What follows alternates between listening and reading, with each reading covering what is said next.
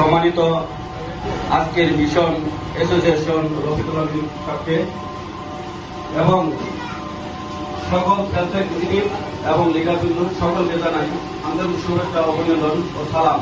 আসসালামু আলাইকুম। সকলেই কেমন আছেন? আশা করি আমি অনেক বেশি ভালো আছি, কারণ আজকে নেক্সট প্রোডাক্ট লিমিটেডের অতিথি হিসাবে এখানে যদিও আসছি, কিন্তু একটা কথা আমার বারবার মনে হচ্ছে, আজকের এই নেক্সট প্রোডাক্ট লিমিটেড আজকের না। কেন?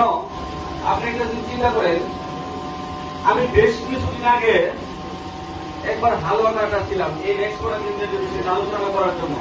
এক লিডার আমাকে নিয়ে আসছিল, আসার পরে তার সাথে যখন এই বিষয়ে আলোচনা করি তখন উনি বলল, ঠিক আছে কোম্পানি আসুক, ভালো করে কাজ করুক, 2-4 বছর যাক, পরবর্তীতে দেখবো আমরা কি করা যায়। আর অত অল্প সময়ের মধ্যে আজকে এই অবস্থানে আসবে এটা আমি বিশ্বাস করি না।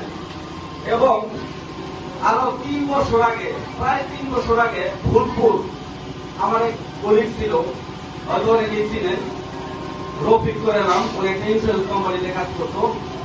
আমি নিজে, আমি এবং আমাদের যে মাননীয় স্যার এমনি মাতারুল ইসলাম স্যার, ওনার কাছে আসছিলাম, ভর্তি একটা দোকানে ভর্তি বসার পর উনি কয়েছিল, ঠিক আছে দেখি।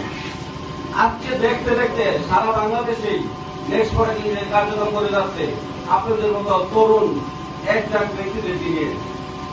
আরেকটা জিনিস আমি বলবো, আমার একটা কথা বারবার মনে হচ্ছে, যখন আজকে যেমন নেক্সট প্রোডাক্ট প্রত্যেকটা জায়গায় জায়গায় ছড়িয়ে পড়ছে, প্রত্যেকটা জায়গায় কাজ করে যাচ্ছে, আজকে নেক্সট প্রোডাক্ট আজকে না। কারণ হয়েছে, আমরা যখন করোনার পরে যখন শুরু করি, এমডি স্যার আমি নিজে এক জায়গায় আমাদের কোম্পানির প্ল্যান নিয়ে লালমনির হাট, চিনেন তো আপনারা, এই লালমনির হাট দিয়েছিলাম।